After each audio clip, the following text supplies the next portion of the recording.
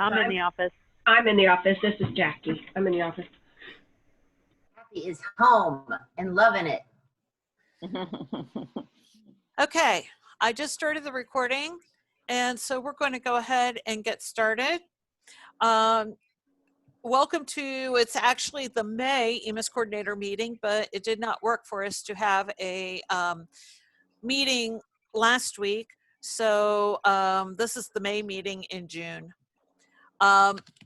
Someone asked me for the ODE updates, do we need to register ourselves? Yes. I'm not going to have a location where we can all watch together. In fact, our June meeting will probably be via Zoom also. So please go ahead and register for ODE's EMIS update. And what we want to, any questions? What we want to talk about today is staff reporting. I went over the specific staff reporting process with the payroll people, and I will send out the documentation to the EMIS coordinators group, but all of the payroll people have all of that information, but I am going to go over just the general basics on staff reporting, talk about the staff course collection a little bit, and then we'll talk some about assessments, and then the district and building records, and then gifted rules and mass update. And I teased Maureen the other day that she had a preview of what my PowerPoint was, because every question she asked one day was items that I have on the agenda for today.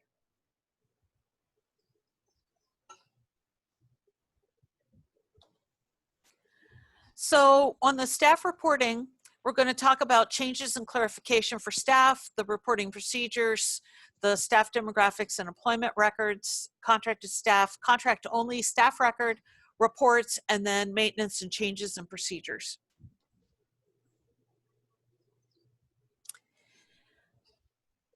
The only staff change this year is that the appointment type of 4 with the definition of 6-hour lay teacher was removed. And this isn't a change, but it's a reminder on supplemental contracts, report when they're hired, not just at year end. And because the assumption is supplemental contracts are for a 1-year term and they're always non-renewed, you don't necessarily have to put in separation date and reason information on them. The next year, if they're not doing it, you can just not report them. But you have to make sure that all supplemental contracts have a position type of an S. Otherwise, it will require everything else on them. The other major thing that's reported as part of year end that's not reported at other times is the long-term illness. And this is for any staff that has absence that consists of 15 or more consecutive days for FMLA related or personal illness. So let's say a person was off for surgery and they were off for 15 days and then they came back half days. We only count the 15 actual days they were off. We do not count any of the half days that they came back as working half day in their consecutive illness. It's only once they start working, then that reporting ends on long-term illness.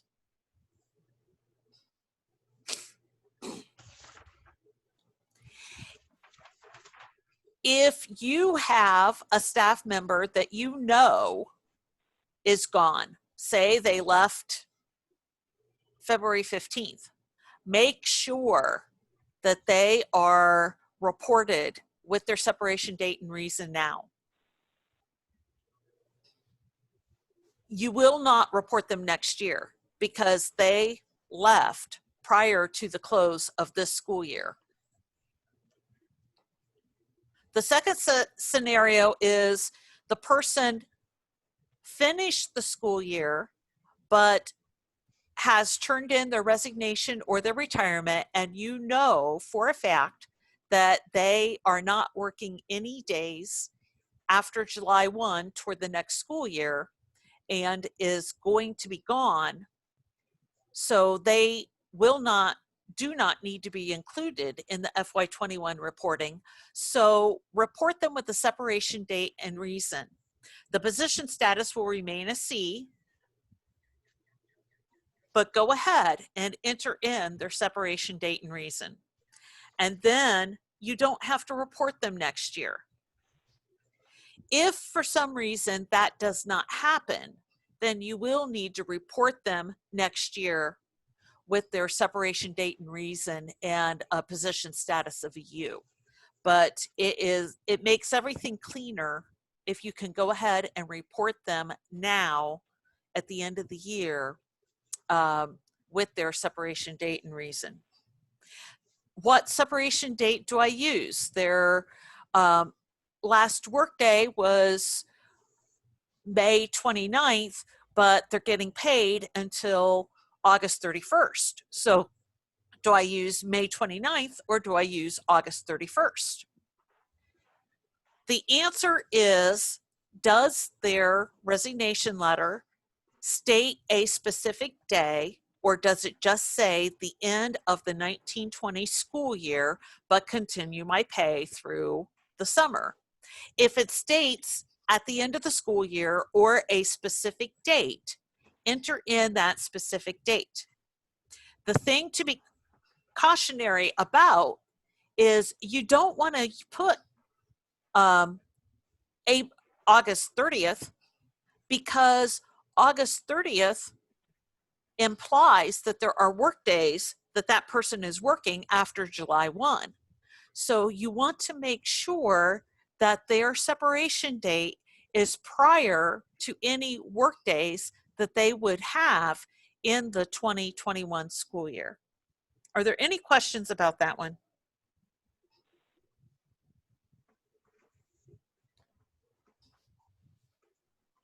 Okay, we report all employees that were employed anytime during the current fiscal year, and any employees that were reported the end of FY19 but are no longer employed,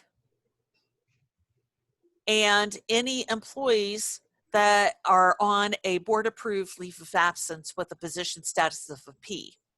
We also report contracted staff such as contracted therapists or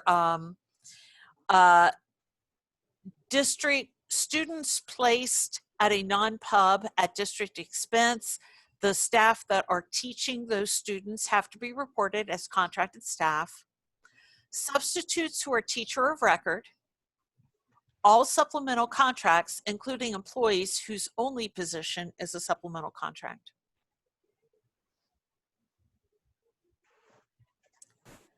For contracted staff, we have two types. We have instructional and non-instructional. For the instructional, we have those that are employed by the ESC, mostly are ESC units where your students are placed in the ESC unit and they are taught by employees of the ESC.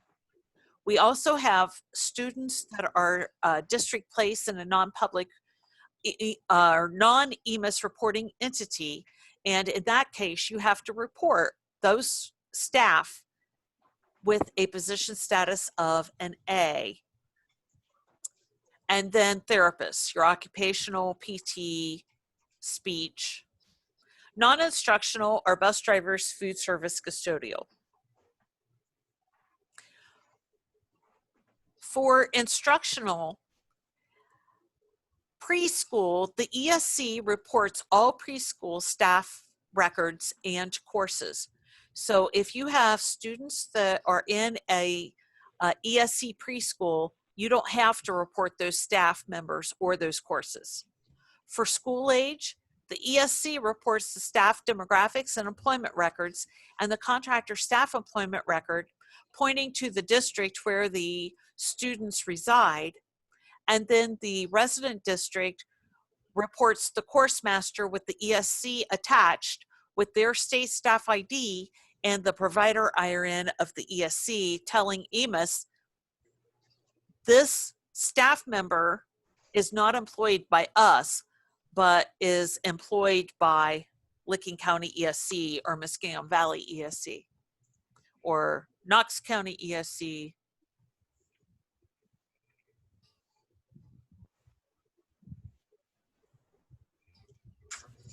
For non-instructional, for an EMIS reporting entity, we need to report the CJ or contractor staff employment record. The contracting district does not report anything.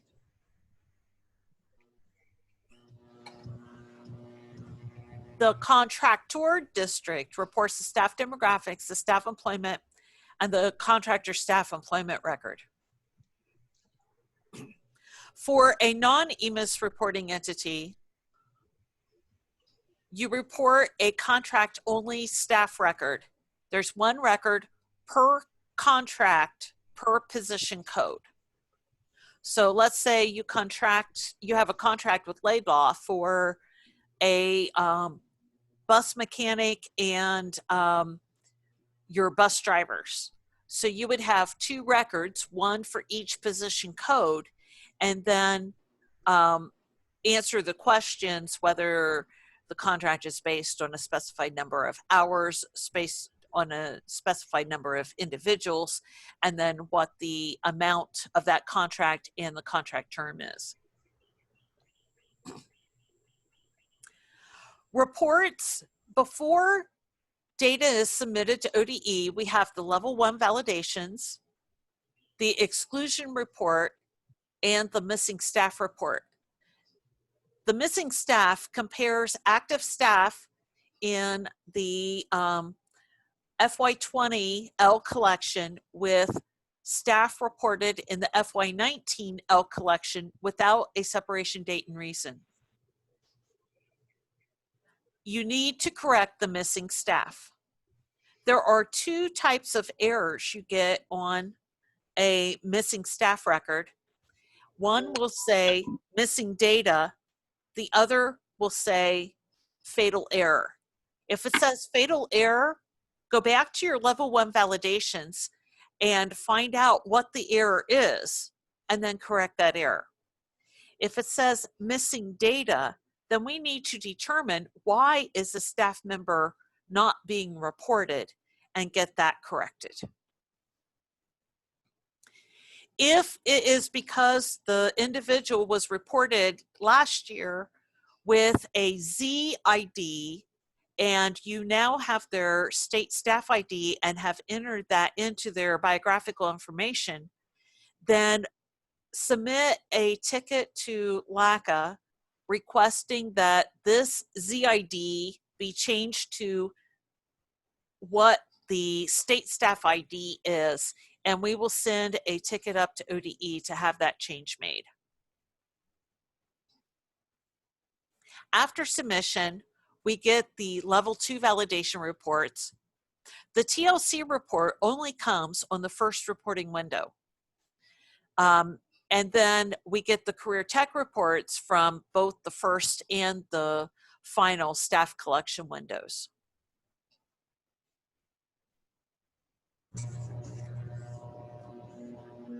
For changes and corrections, for districts that are currently on classic state software, the staff changes are made in payroll. Data is pulled live at each collection. If you start a data poll when the payroll person is running check update, there could be an interference with that issue, with that program. But most of the time, there's no issue with when you run your collection. Here's the big thing. prior to the close of the fiscal year end on payroll, all staff EMIS data, as far as the staff demographics and staff employment goes, has to be finalized. Your payroll person will run the USP EMS, the USP EMX option, or whoever is responsible for the staff data. And they will notify me to copy both of the files that are created to the data collector.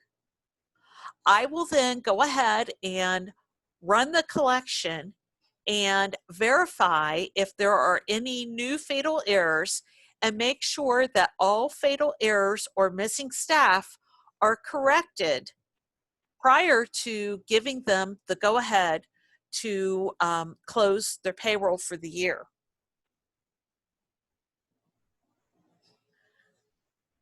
Once I give them the go-ahead that they can close the payroll for the year, then when the EMIS coordinator runs the collection, you will only do the data sources collection for the rest of the staff course collection period, which this year I believe closes on August 8th. And I have in here August 7th. I believe that's a typo. I think that's August 8th.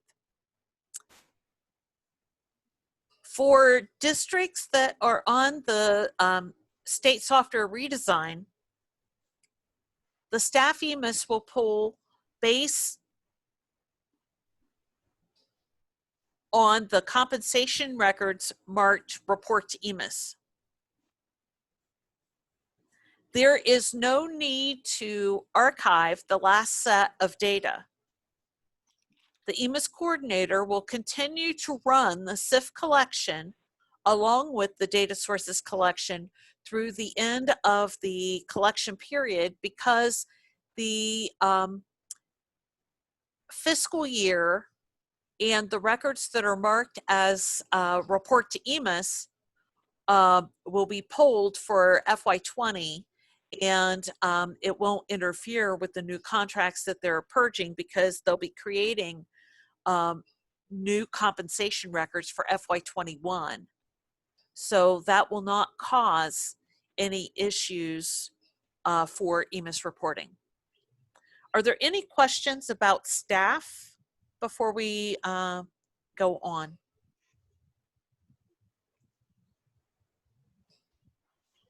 You can either unmute yourself or type in the chat.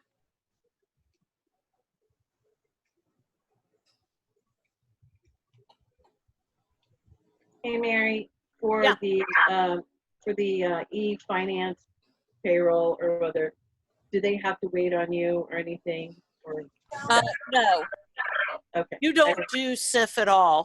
You Right. only do the data sources because you have to upload the file every time that they send the file to you. very good. Thank you. Yeah, that process has not changed.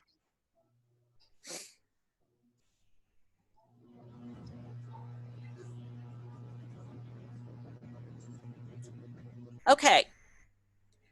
I have not received any questions from you, but ODE has received questions and other ITCs have received questions from their districts, because starting March 13th to 17th, all classes switch from being face-to-face to some type of remote learning.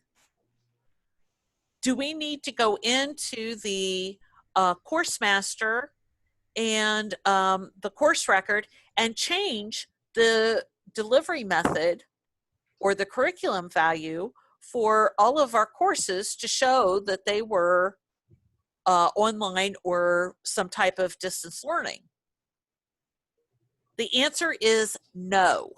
Do not change any course master records for courses because of the change in methods of instruction for the end of the year. ODE understands the last quarter of the school year, the instruction wasn't normal per what was reported on the first staff course collection. Also, all of the measures that would be pulled based on courses were taken off of the first staff course collection. So you don't need to change anything as far as the curriculum value or delivery method to show that a course was taught online rather than face-to-face. Are there any questions about this?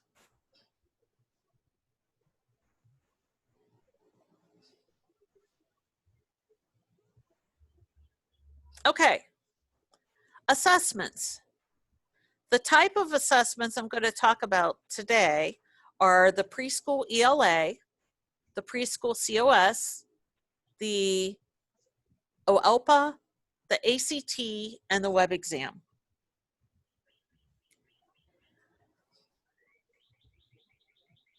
For the preschool ELA, download the ELA results from the K-Ready system. Pull what is there for both fall and spring. Some of the spring testing had been done and was done. Your missing list will show vendor results from K-Ready to ODE. In fact, for most of the assessments, the missing list was changed to only show missing because of vendor results, but not missing because of enrollment. So if you have a missing list that says this is missing because you're not reporting anything, but we have vendor results, that means that there is something in the K-Ready system for those students. And so you or whomever in your district has access to K-Ready needs to pull those results so that they can be loaded into student information. A question, Mary. Yeah. So our preschool is run by the ESCCO. Okay. So I don't know if we have access to K-Ready because I would assume that it's their IRN and not mine. You would need to contact them to get those results. There are a couple of methods of loading those results. If they are using student information, then they can extract those results from student information, send you that file, and then you can upload that file. The other method is going to ODEX, creating an extract file of those preschool ELA results, and then you can use the assessment import and import the file from the ODEX export. Okay, so basically I have to wait on them because I'm not so lucky for them to have student information, and they're really not good at getting back to me. This is the last year I'll have to deal with that because we're gonna go have our own next year. My thing with doing this last year is that they gave me like different test results from one person would send this with one date and another person would send this with another date. So does what date should I use? In ODEX, if you look at my test from last year from preschoolers compared to theirs, totally different dates. Does that make a difference?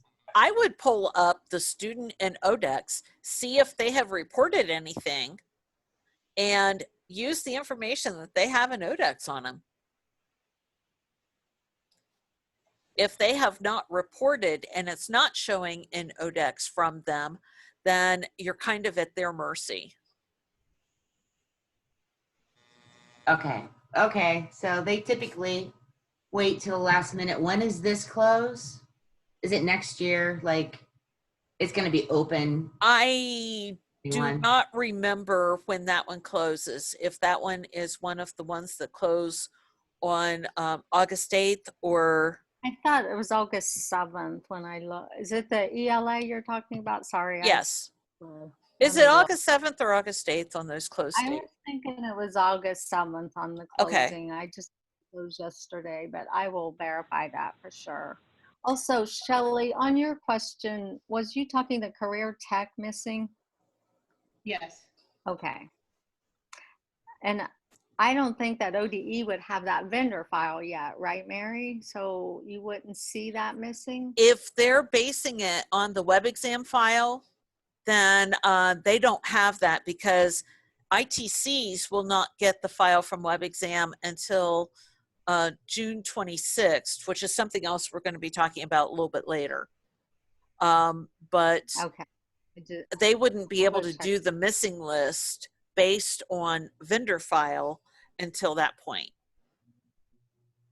Right, I know, but it did say that they were, they're working on getting the grades, but it's not, it's those students that have completed 90% of the courses earned for the course, and then that are missing any kind of test.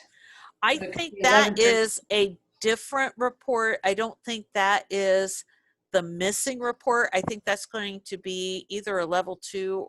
I think it's going to be a level 2 report. Okay, I think, but I can't remember offhand. okay, I'd have to go back and look at my notes on that. okay, thanks.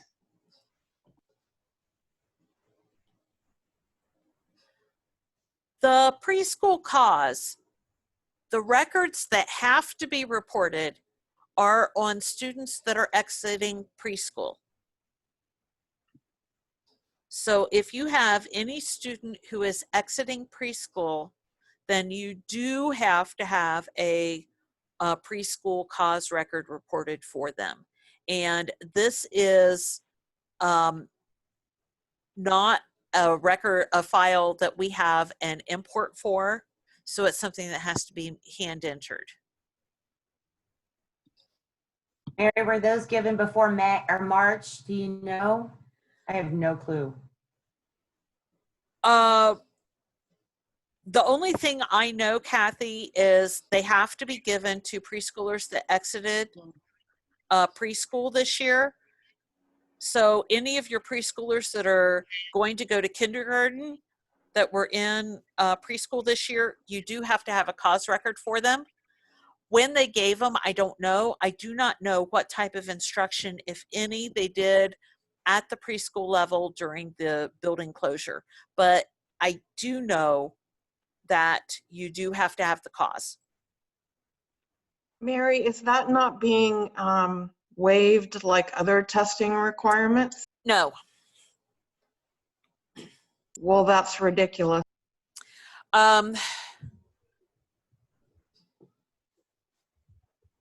I don't remember the reasoning on that, but David did talk about it at one of the earlier conference calls.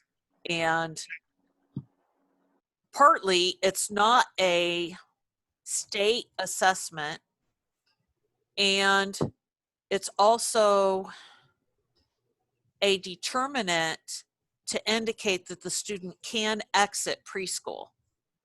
So that's, I think those were the reasons why the cause still had to be administered and reported. Annie, do So you remember on that one? if they didn't administer it before the kids left, where does that leave us? Let me look on the FAQ for that because it does talk about that on the COVID. And I don't know if it's in the EMIS manual part. I'll take a look at that. But on the ELA, spring ELA, that's what Kathy was talking about, right?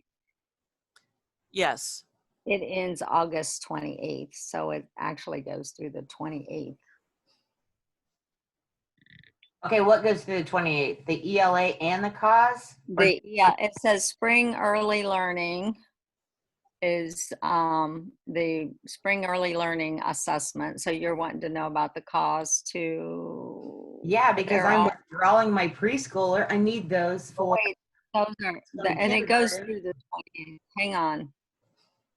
Yeah, both the cause and the, Yeah, the cause.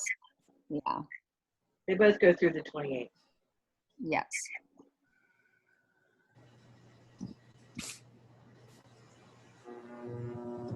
So Annie, if you could look at that on cause. the cause on the FAQ. Yes, I'll look that up and get an answer here. Oh, okay, so I'm withdrawing my preschoolers that from preschool that are going to kindergarten, and that's going to be our last day of school. So when we get these CAWs, if it's open till then we're just going to go ahead and put those test records for CAWs in FY20, correct? Mhm. And submit that, or Yes. put them on in the 2021 school year when they're in kindergarten.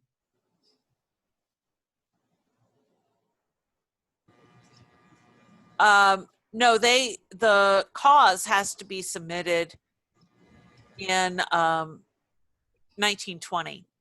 And if you're the resident district and they're going to go to kindergarten to you, you're not withdrawing them. It's just they're exiting preschool. Their grade level next year is going to be kindergarten. So they exited preschool, but they're going to stay with Northridge and go on to kindergarten. Cause isn't even on there. Lori is saying that cause is usually to be done with the exit IEP. But that would be the IEP that would be exiting them from preschool instruction. Let me go look at this because this cause is not even on there. Okay. I don't know. Can you hear me? Yes. Okay. Maybe I should have said annual IEP. So they usually write them when they do the annual IEP. So if they're going to kindergarten, it's their last IEP for preschool. Right. We got all of our causes done, but we did not do, there's not one ELA. Is that gonna ding us somehow? No. Okay. You report what ELA was administered. We have the But fall ones. if the spring ELAs were not done, then there's nothing you can do about that. Okay.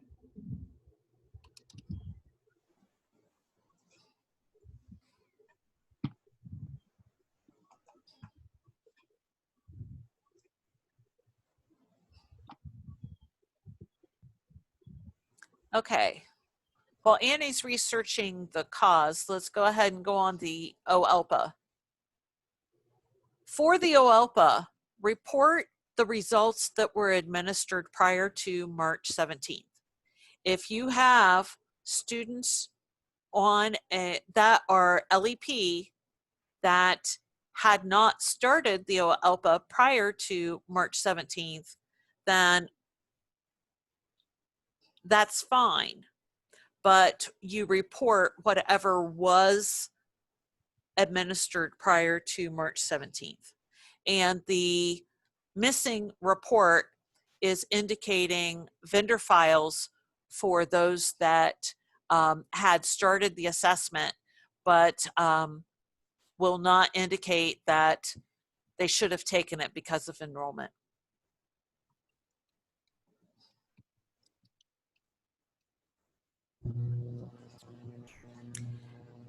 ACT. Several of you have found out that the file that you receive from ACT, we can't upload into student information because it's in a CSV format. And what student information requires is a fixed width text file in what is called an ASCII or ASCII format.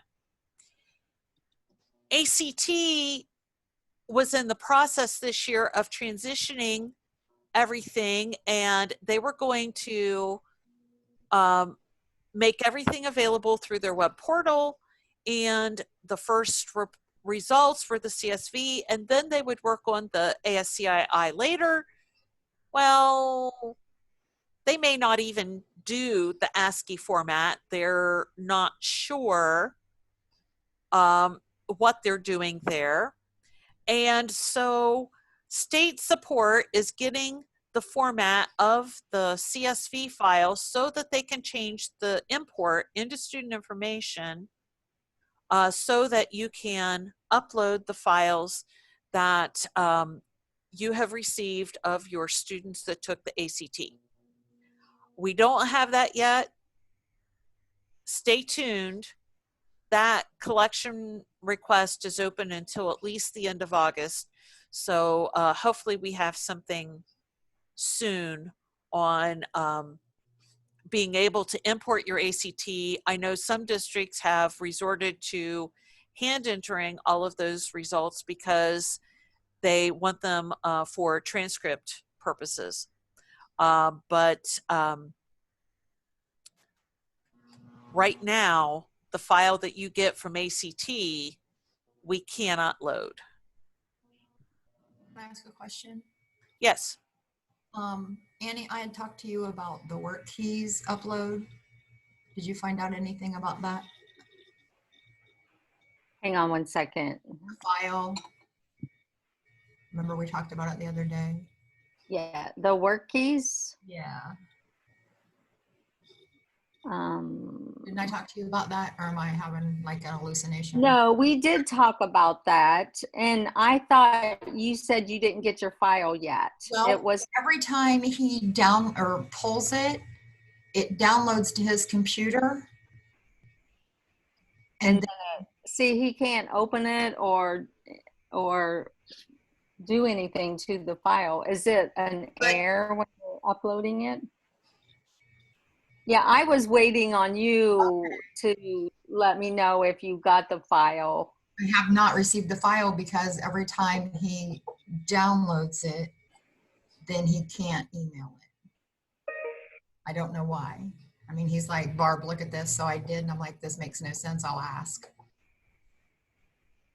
So he downloads it and you cut out on the last part of that. He downloads it and then he tries to,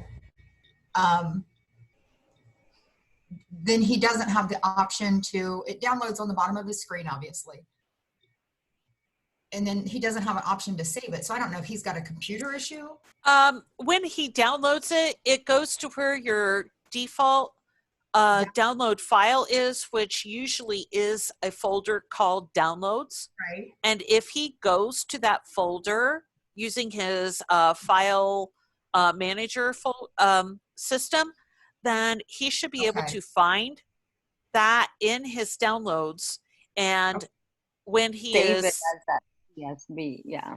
Yeah, when he is sending that email to you, attaching it, have him go to the downloads folder and pull it from there to attach to the email. Okay, I will do that. Thank you, ladies. Sorry about that. I was waiting on you, Barb, because you had said the last thing that. Yeah, I'm sorry. It's just been crazy. That's okay. I was like, I kept thinking, what was I doing with it? I didn't have that. Okay, thanks. Okay, web exam.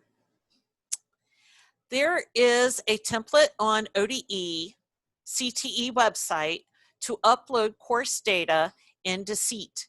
This contains the student, the CTE courses, and the actual letter grade that the students received. SEAT will then translate that grade into a performance level. And then when ITCs get the download files from WebExam, we will import them into student information.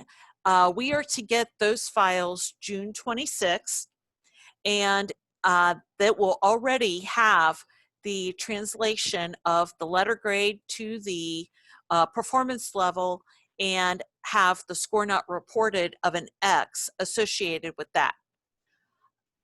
How do I get this without having to manually update this Excel spreadsheet? How can I get this information that I can get it to SEAT? Well, state support has written a analytics hub report that will pull all of your career tech courses with the grades. We have an update that needs to be installed before we will get that report, and stay tuned, but we're looking at getting that update installed tonight, I believe. It will either be tonight or tomorrow night, and then you will be able to get that ad hoc report and or analytics hub report, and be able to create that file of all of your career tech courses along with the grades that need to be uploaded into the SEAT system.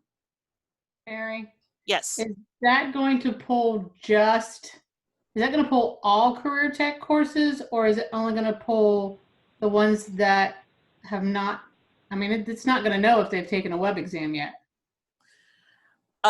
Right. It's not going to know if they've taken a web exam yet or not. Honestly, Shelley, I have not seen that report to know what the options are on it. So I don't know what you can and can't control.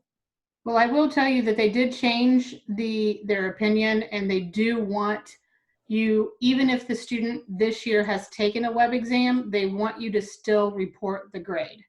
Okay, then I would say it will pull everything.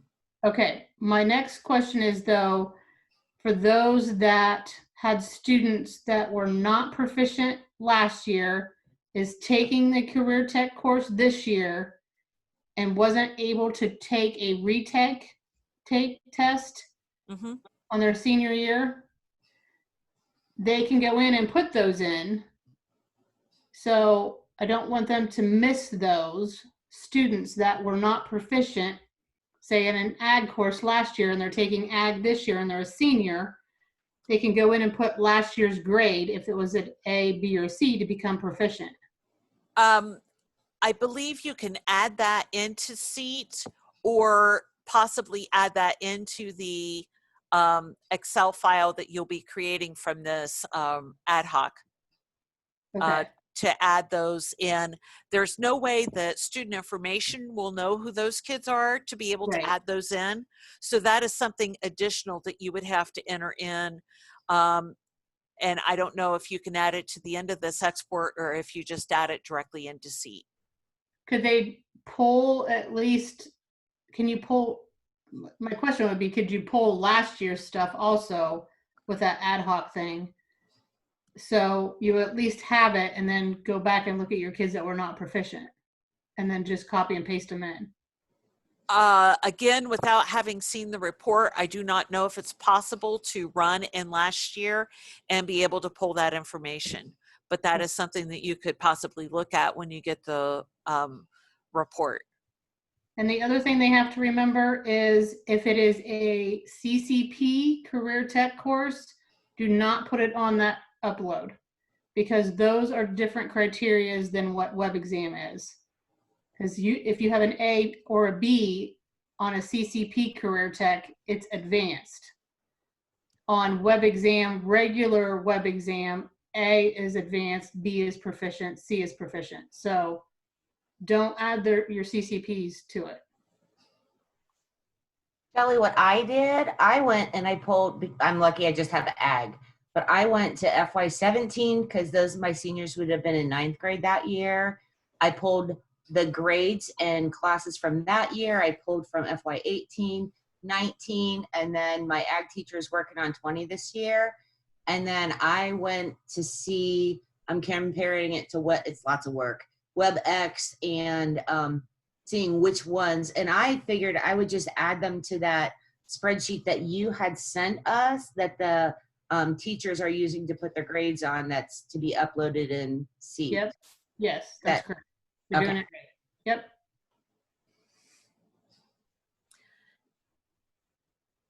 It's just this ad hoc report saves you the work from having to manually generate that file. But it took a while to get it developed. Sorry. Too Right. late. I'm thinking the same thing. I finished mine yesterday. Thanks. Oh, sorry about that.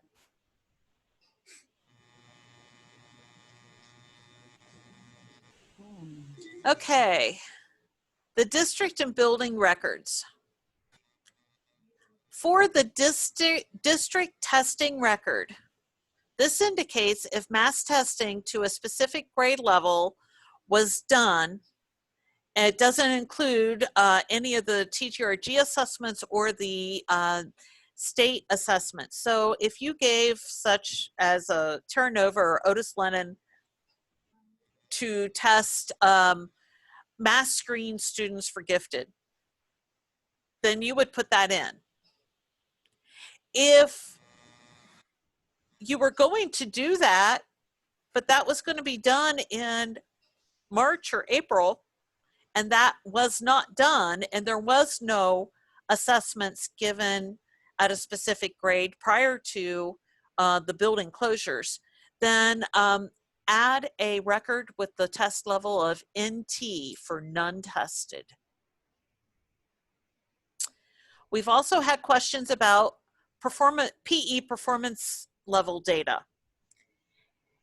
If assessments were done on the PE performance measure, report that information. But if that assessment was going to be done in April or May and was not done, then if, say, for the grade K2 band, they were going to do the measure on grade 2 and that was not done, then you put your number of grade 2 students in the not assessed in this grade band field.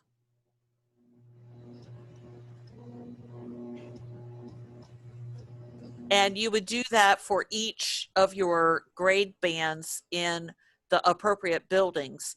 If the students were not assessed, then you report what should have been assessed in the not assessed field. Does that one make sense?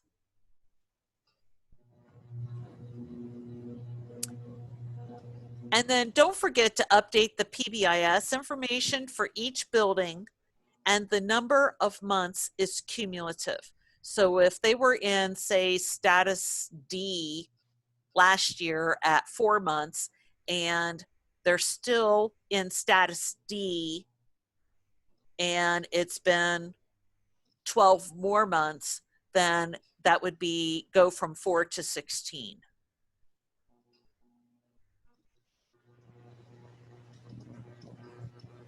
Are there any questions about the district and the building records?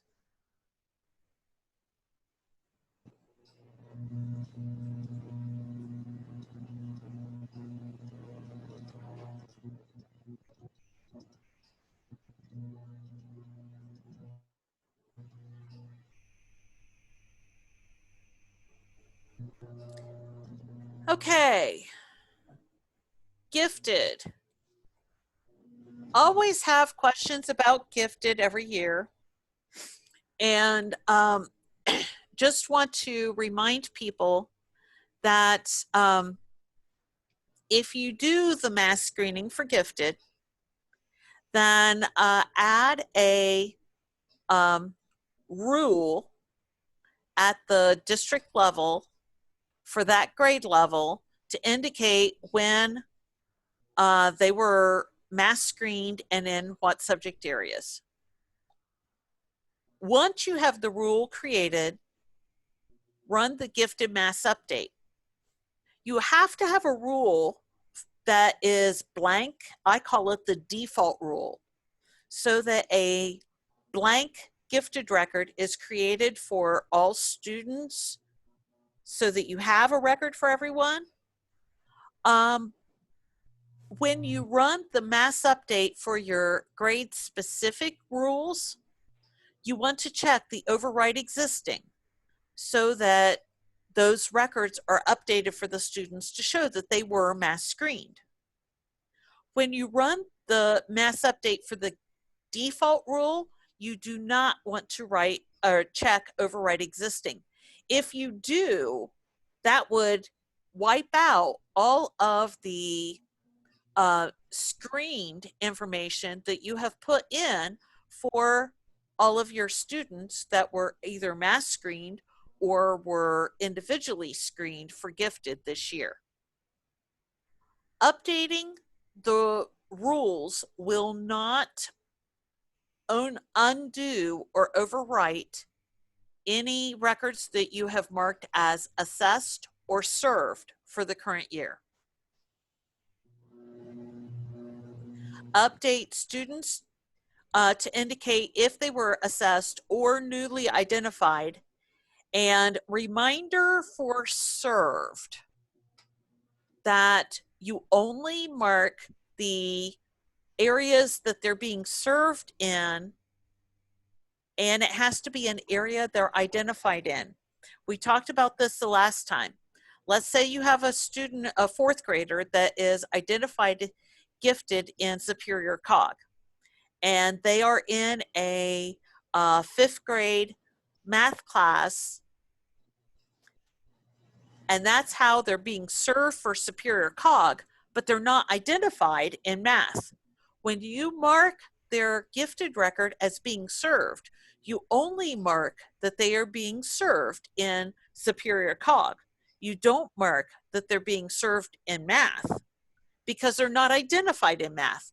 They're only identified as Superior Cog, but the method they're being served is through a math class. Make sure that you have the membership codes of either a 205 or a 206 on the student if they are not in a self-contained gifted course. Any questions about gifted?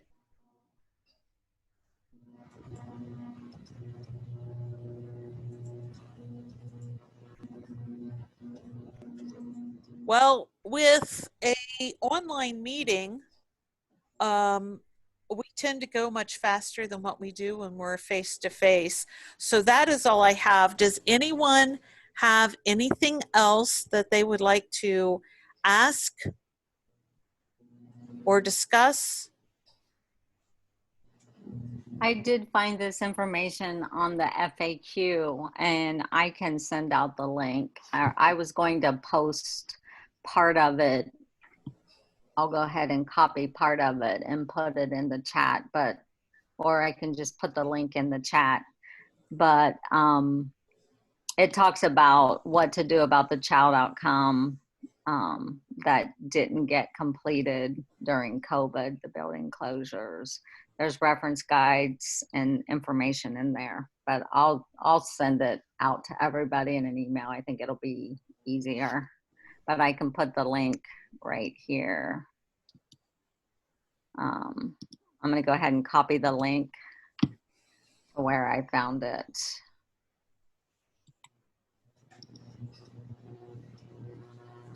Thank you, Annie. Yes, I mean, there's like 3 paragraphs, and there's, you know, a lot of information, so.